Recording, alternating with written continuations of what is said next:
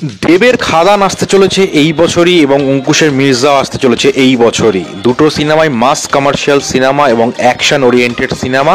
তবে দেবের খাদান মুক্তি পাওয়ার আগেও কিন্তু দেবের ওই খাদানের চরিত্রটাকে আরেকবার দেখা যাবে এবং অঙ্কুশের মির্জার ক্যারেক্টারটা ঈদের পরেও কিন্তু আরেকবার দেখা যাবে। হ্যালো বন্ধুরা, hello and welcome to my new episode.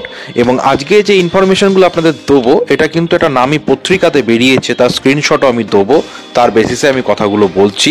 সেটা হচ্ছে দেবের খাদান মুক্তি পাবে এই বছরের সেকেন্ড হাফে এবং অঙ্কুশের মির্জা মুক্তি পাবে ঈদ 2024-এ অর্থাৎ এপ্রিল মাসে। কিন্তু তার আগে একে অপরের ছবিতে তারা কিন্তু ধরা দেবেন, এটা নিয়ে কেউ কিন্তু মুখ খুলছেন না এবং অনেক আপডেটস এতদিন উঠে এসছে কিন্তু অফিসিয়ালি কিছু জানা যায়নি, কোনো অথেন্টিক সোর্স থেকে কিছু জানা যায়নি। এবার অথেন্টিক সোর্স থেকে জানা গেছে বলেই আমি আপনাদের জানাচ্ছি যে দেবের খাদানে দেব যে ক্যারেক্টারটা প্লে করবেন সেটা কিন্তু তিনি ঈদেও প্লে করবেন, অর্থাৎ অঙ্কুশের মির্জা ঈদে রিলিজ পাবে, সেখানে কিন্তু দেবের খাদানের ওই চরিত্রটাকে দেখা যাবে। যে ফ্যামিলি আছে বলে কি বলে বেছিস এই যে ক্যারেক্টারটা, সেটা কিন্তু দেখা যাবে এবং সেটা কিন্তু একটা বিভৎস বাস ক্রিয়েট করবে এবং অঙ্কুশের মির্জার বক্স অফিসে যথেষ্ট হেল্প করবে। এবং ভাইস ভার্সা, অর্থাৎ পরিপূরকভাবে কিন্তু অঙ্কুশের যে মির্জা ক্যারেক্টারটা আছে তাকেও কিন্তু দেখা যাবে দেবের খাদানে।